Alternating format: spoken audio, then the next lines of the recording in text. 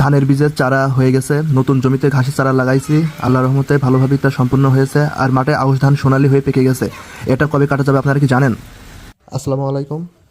এখন মাঠে দাঁড়িয়ে দেখুন আউশ ধান ঝুলে পড়ছে সোনালি হয়ে। ধান কাটার আসল সময় নির্ধারণ করা খুবই গুরুত্বপূর্ণ। সাধারণ নিয়ম হলো জমির প্রায় 80 ভাগ ধান পেকে গেলে ধান কেটে নিতে হবে। যদি তাড়াহুড়ো করে অর্ধেক কাটা অবস্থায় ধান কেটে ফেলি ফলন কম হবে। আর যদি বেশি দেরি করি ঝড় বৃষ্টিতে ধান লুটিয়ে পড়বে। বর্ষার মৌসুমে এই হিসাব আরও গুরুত্বপূর্ণ, কারণ হঠাৎ বৃষ্টি এলে শীষ ভারী হয়ে যাবে, এতে ধান মাটির সাথে লুটিয়ে পড়বে। এই ধানের রং, শীষ ভার আর দানার শক্তি পরীক্ষা করা জরুরি। এছাড়া কৃষককে মাঠে সময় মতন ঘুরে দেখতে হবে। বেশি বৃষ্টি হলে কিছু অংশ ঢেকে বা মাটি থেকে জল নিষ্কাশন করার ব্যবস্থা করতে হবে। বীজের আর্দ্রতা ঠিক রাখতে পারলে সহজে শুকিয়ে ফেলা যায় ধান। আর একটা গুরুত্বপূর্ণ বিষয়, ধান কাটার আগে শিকড় ও জমির ব্যবস্থা। যদি জমি খুব ভেজা থাকে সরাসরি মেশিন বা হাত দিয়ে ধান কাটা সমস্যা হতে পারে। সুতরাং কৃষক হিসাব করে দেখাশোনা করে সময় মতন ধান কেটে ফেলতে হবে। তাহলে ধান পুরোপুরি সোনালি ফলন ও সর্বোচ্চ হয়। এইভাবে ধান পাক ধরা বুঝতে পারলে, সময় মতন ব্যবস্থা নিতে পারলে ফলন হবে নিরাপদ। আর আমরা একটা নতুন চাষ শুরু করছি, মানে আউশ ধান কাটার পরে মানুষজন কলাই বা কি যেন ভুট্টা, তাই তো? ভুট্টা করে এগুলো করে, কিন্তু আমরা এবার প্রথম একটা চাষ ট্রাই করছি। এখানে যে ধানের যে বীজ বেড দেখতে পাচ্ছেন, এখানে আমরা মূলত 3 প্রকার ধান লাগাইছি। একটা আছে বিধান 34, এটা আপনারা অনেকেই পোলাও ধান বলেন। এটা একটা হাইব্রিড ধান, এটা আমরা নতুন ট্রাই করছি এইবার। মূলত এই ধানটা হয় শীতকালীন একটা ফসল, তবে আমরা ট্রাই করে দেখি কেমন ফলন হয়। ইনশাল্লাহ দেখাবো যে কেমন ফলন আসে এই ধানটা।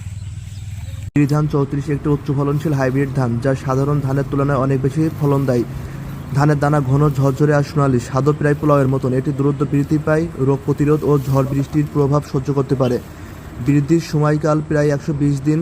তাই চাষের পরিকল্পনা অনুযায়ী জমি প্রস্তুত ও পানি ব্যবস্থা খুব গুরুত্বপূর্ণ। সঠিক যত্ন ও পর্যবেক্ষণ করলে বিধান 34 সহজে অনেক ভালো ফলন দিতে পারে। আমরা এখানে কিছু নতুন ঘাস রোপণ করেছি। এইগুলো হচ্ছে পাংসং ঘাস,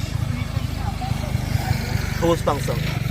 আর হচ্ছে লিপিয়ার লাগানো ছিল ওইদিকে, এইগুলো হচ্ছে লিপিয়ার লাগানো ছিল আগে, তো আমরা এখানে লাগাইছি পাংসং। এটা হচ্ছে হাইব্রিড জাত। এটা মূলত আপনার 1 মাসের ভিতরে প্রায় 14 থেকে 15 ফুট উঁচু উঁচু হয় এই ঘাসগুলো। এই আর ঘাসগুলো লাগাইছি এক বিঘা পর পর। আর এই বর্ষার সময় সবচেয়ে বড় সমস্যা হচ্ছে এই ঘাসের ভিতরে এই যে আগাছা ঘাস হয়, এর ফলে এই ঘাসগুলোকে মারা যায়। তো এই জন্য নতুন করে লাগানো হয়েছে। যদিও আর কিছুদিন পর লাগানোর দরকার ছিল, কিন্তু ঘাসের সংকট, এই কারণে আবার নতুন করে লাগানো হয়েছে। এইদিকে আমাদের কিছু ঘাস আনা ছিল, এটা হচ্ছে বগুড়ার থেকে। এইটা হচ্ছে লাল লিপিয়ার, আবার অনেকে বলে লাল পাংসং, কিন্তু এটা হচ্ছে অরিজিনাল হচ্ছে লাল লিপিয়ার। এই ঘাসগুলো নিয়ে এসেছিলাম বগুড়ার থেকে। আমার এক চাচা এনে দিয়েছিল, ডাক্তার আশিক, তার মাধ্যমে আনা হয়েছিল।